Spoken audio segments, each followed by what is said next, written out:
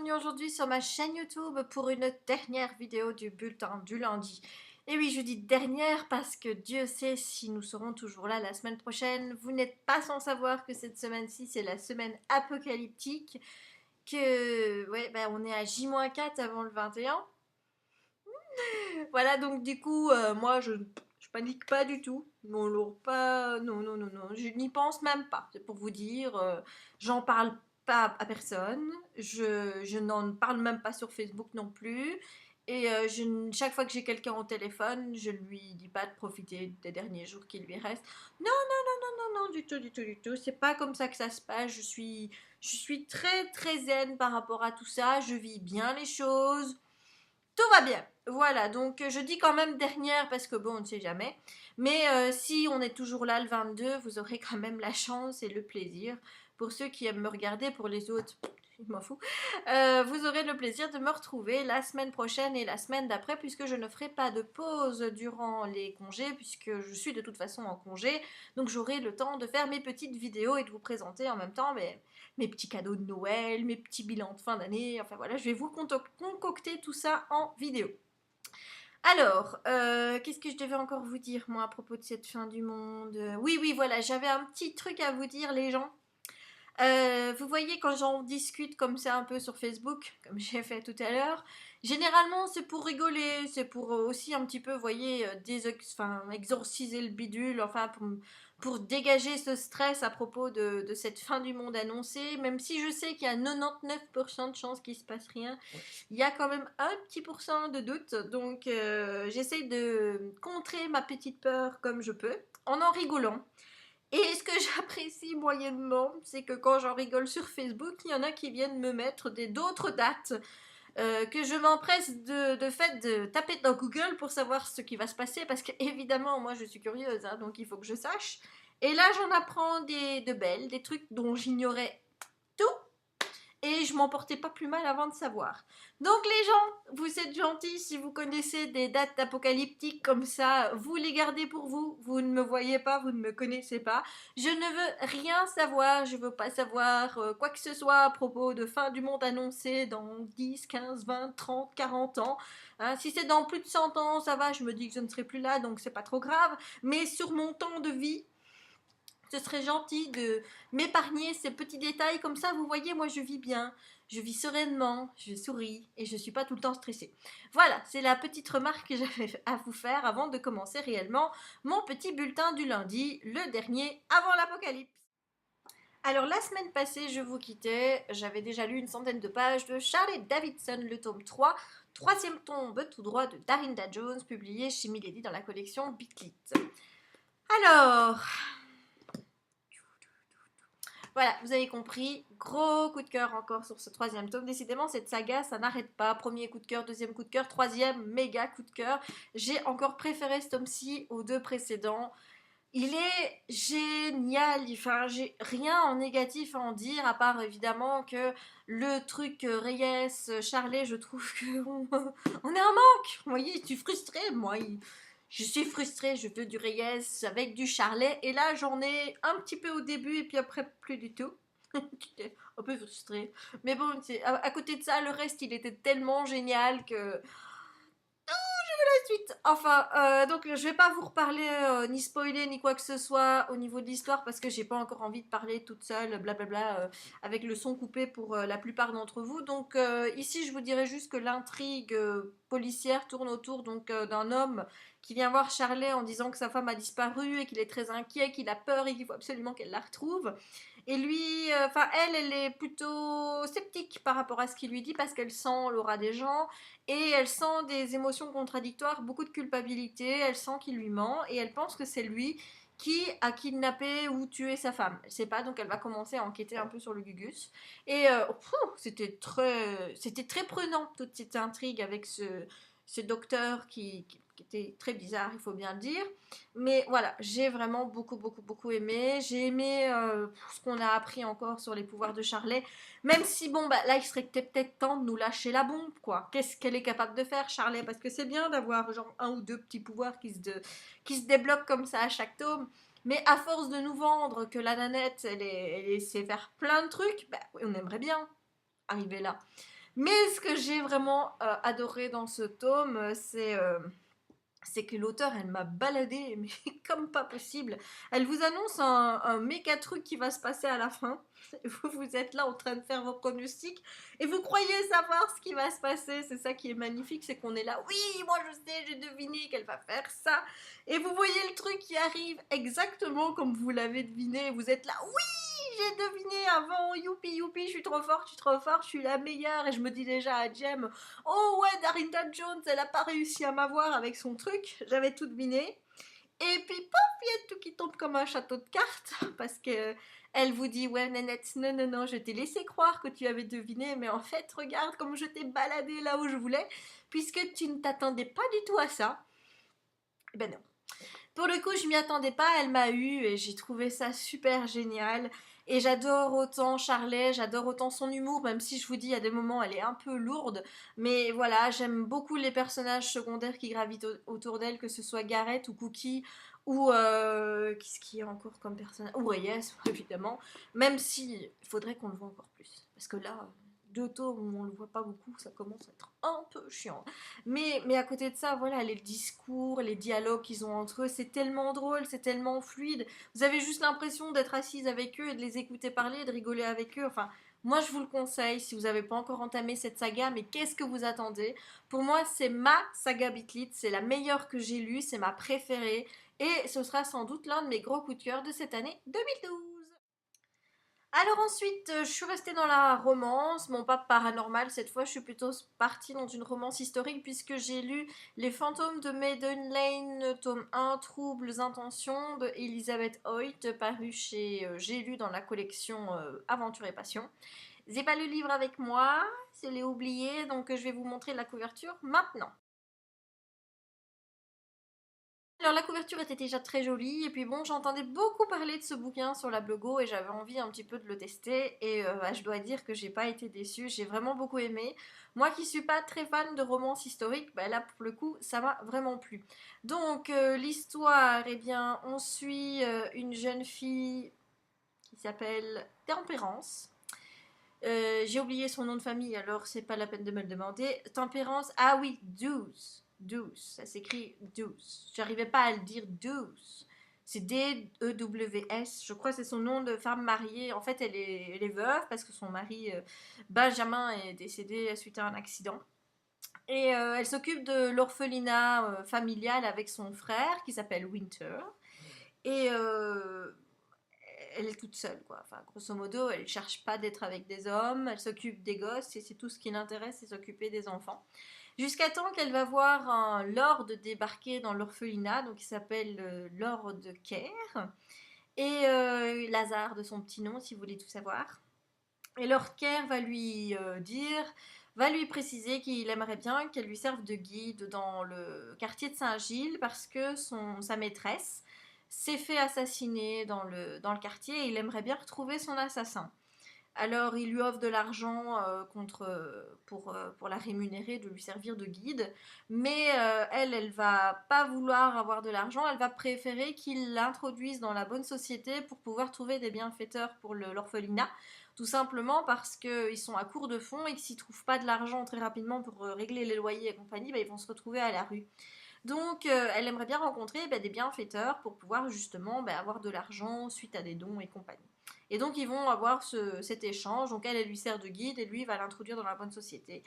Voilà, c'est leur petit marché. Mais voilà, quand on va commencer à rentrer dans l'histoire, on va se rendre compte que ils se plaisent mutuellement, même si au début elle est assez froide, assez distante avec lui. Lui, bon, il est chaud, hein, comme la braise, il a une réputation de coureur de jupons déjà, donc forcément ça va, ça lui, ça, voilà, c'est normal quoi. Hein. Mais elle est très très froide et lui, il arrête pas de la titiller sur le plan sexuel en lui faisant des petites allusions.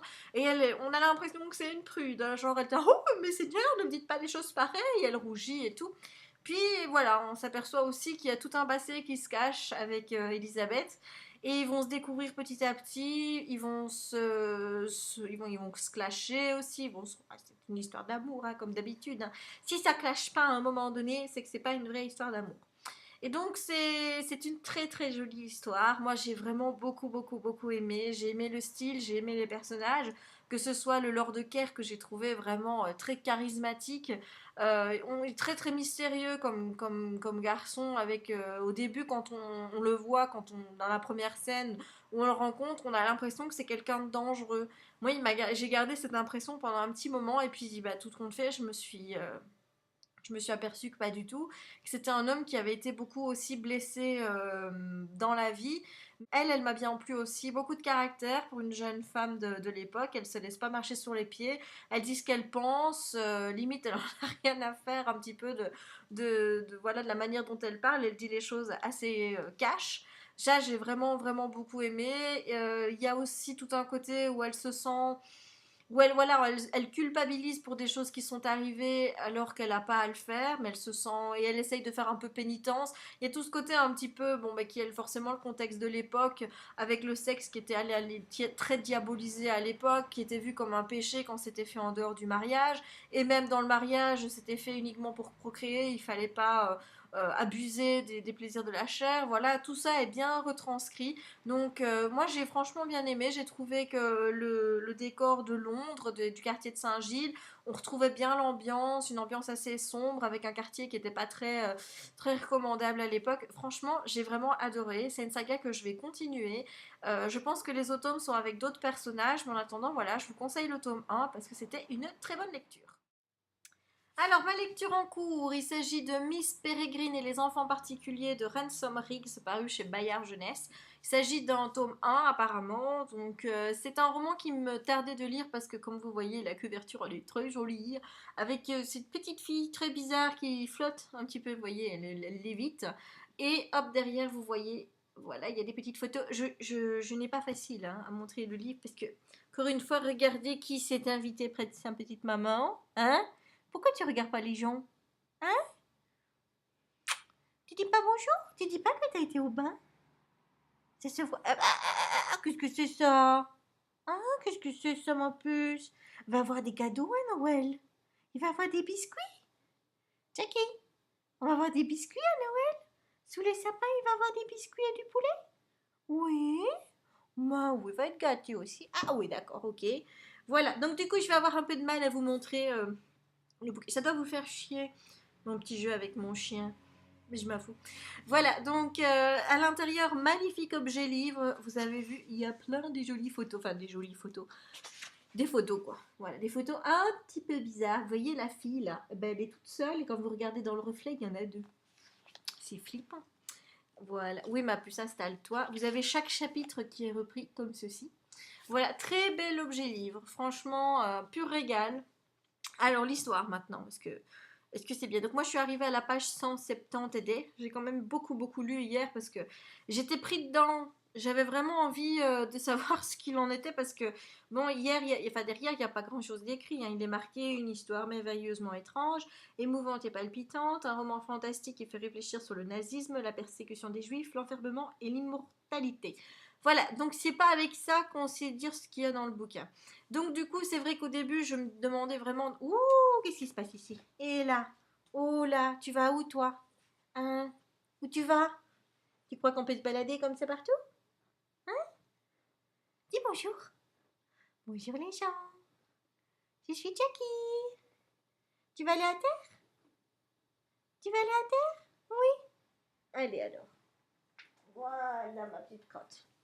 Alors, bon, ben, du coup, je vais avoir plus facile pour vous montrer. Petite image. Enfin voilà, donc je suis à la page 173. J'ai déjà lu 6 chapitres, ou non, je vais commencer le chapitre 6. Et bon, ben, l'histoire au début, ça m'a paru vraiment très bizarre. Je me demandais vraiment dans quoi j'étais embarquée. Donc on suit un jeune garçon qui s'appelle Jacob Portman, si mes souvenirs sont bons. Bon, on sent tout de suite qu'il y a des antécédents juifs, puisque son grand-père habitait en Pologne. Et il a été transféré dans un espèce d'orphelinat sur une île en Grande-Bretagne et que toute sa famille s'est fait tuer en Pologne par les nazis. Voilà, donc ça c'est vraiment le contexte de l'histoire. Et donc Jacob, il est vraiment fou de son grand-père. Il est fou de son grand-père parce que depuis qu'il est tout petit, son grand-père lui raconte des histoires fantastiques qu'il a vécues en lui disant qu'il a tué des monstres, qu'il a vécu dans un orphelinat avec des enfants qui savaient voler, et patati et patata. Et quand il était gamin, forcément, il croyait toutes les aventures que son grand-père lui racontait, il voyait ça comme des choses merveilleuses. Et plus il va grandir, plus il va se dire que son grand-père s'est peut-être moqué de lui en lui racontant des conneries. Et malgré tout, ça reste un petit peu son héros. Et là, donc, le papier en question, plus on avance dans l'histoire, plus il pète un petit peu un câble. Il est persuadé que les monstres dont il parlait dans ses histoires vont revenir, sont à ses trousses et veulent le tuer. Et il téléphone à son petit-fils en disant: écoute, il faut que tu te caches, ils sont après moi, ils vont venir, j'ai pas accès à mes armes. Enfin, lui, il pense vraiment que son papy est en train de péter un câble en disant: il va peut-être falloir y aller. Et quand il va voir son grand-père, il va encore lui confier des choses. Parce que quand il va le retrouver, en fait, il va le retrouver un peu. Il était sur le point de mourir. Je vous donne pas les détails. Mais il va lui faire quelques petites confessions juste avant de mourir. Et ça va le tracasser. Il va commencer à faire beaucoup de cauchemars. Il va commencer à être tout le temps stressé, à ne plus dormir et compagnie. Et ça va vraiment le tracasser au point que ses parents vont lui faire entamer une thérapie.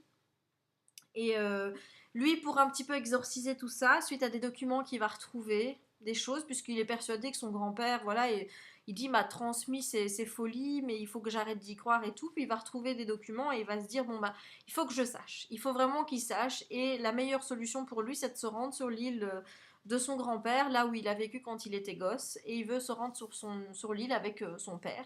Et donc j'en suis arrivée là, ça commence à devenir intéressant, mais là ce que j'ai découvert, je peux pas vous le dire ou clairement je vous spoil.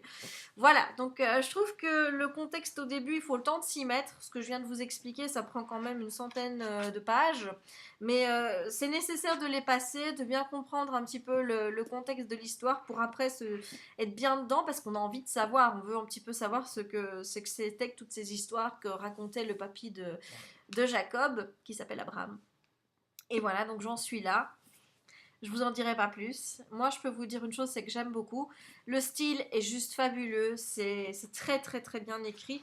Voilà. Et pourtant, regardez, il y a beaucoup de descriptions. Et ça ne me gêne absolument pas.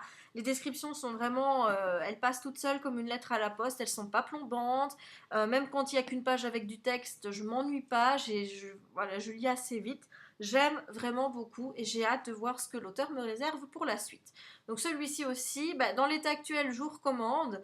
Maintenant, à voir un petit peu la semaine prochaine si le livre aura tenu toutes ses promesses ou pas. J'en ai terminé avec mes lectures de la semaine. Comme vous voyez, c'est plutôt pas mal, hein. Donc après ma grosse panne, je me reprends petit à petit. Et donc je vais passer tout de suite à l'IMM de la semaine. Donc qui va passer très vite parce qu'il n'y a pas beaucoup de livres qui ont rejoint ma palle. Oui, on est quand même un petit peu avant Noël. Donc il y a des livres qui vont arriver avec Noël. Donc du coup, vous verrez ça, peut-être pas la semaine prochaine, mais la semaine d'après, à moins que je fasse une vidéo spéciale pour les cadeaux de Noël, je sais pas encore. Même s'il y aura moins de livres que l'année passée, parce que cette année-ci, j'ai demandé à un robot, comme vous le savez, et puis je joue déjà avec mon robot, je l'ai testé samedi, c'était juste une partie de plaisir. J'ai fait une meringue italienne de la mort qui tue, elle était trop belle ma meringue, trop bonne aussi d'ailleurs, donc je suis hyper ravie de mon cadeau d'anniversaire de Noël. Mon robot fonctionne du tonnerre. Alors, on va vite passer à l'IMM parce que c'était quand même ça le but de. Hein, quand même. Donc, tout d'abord, a rejoint ma pelle L'Inquisiteur de Mark Allen Smith dans la collection best-seller de chez Robert Laffont. Voilà, donc c'est un thriller qui paraîtra le 14 janvier prochain. Voilà. Et ensuite, encore un livre qui sortira début d'année, mais je ne sais pas exactement la date. Je vais regarder. Voilà, c'est prévu pour janvier 2013, mais la date précise, attendez, je regarde. La date, c'est le 23 janvier 2013. Il s'agit du tome 3 de Alera, Sacrifice de Kayla Kluber, paru chez MSK. Donc j'ai lu le premier tome, j'avais vraiment beaucoup aimé. J'ai pas encore eu le temps de lire le deuxième, mais il me tarde vraiment. Parce que maintenant j'ai la trilogie, je vais pouvoir l'achever. Voilà, et bien c'est tout pour moi cette semaine. Je vous souhaite une très bonne semaine apocalyptique. Je vous souhaite de profiter de vos derniers jours, hein, même si c'est peut-être pas les derniers, mais comme on n'est pas sûr, autant le dire. Lisez beaucoup, profitez. Moi je me dis que peut-être après Pérégrine, j'aurai encore le droit à une lecture avant le 21. J'espère que je la terminerai avant vendredi quand même, hein. Enfin voilà, donc profitez bien de votre petite semaine apocalyptique. On se retrouve normalement, si tout va bien et si Dieu le veut, la semaine prochaine, le 24, pour un nouveau bulletin du lundi. D'ici là, je vous fais des gros bisous. Je vous souhaite de très bonnes lectures. Ciao!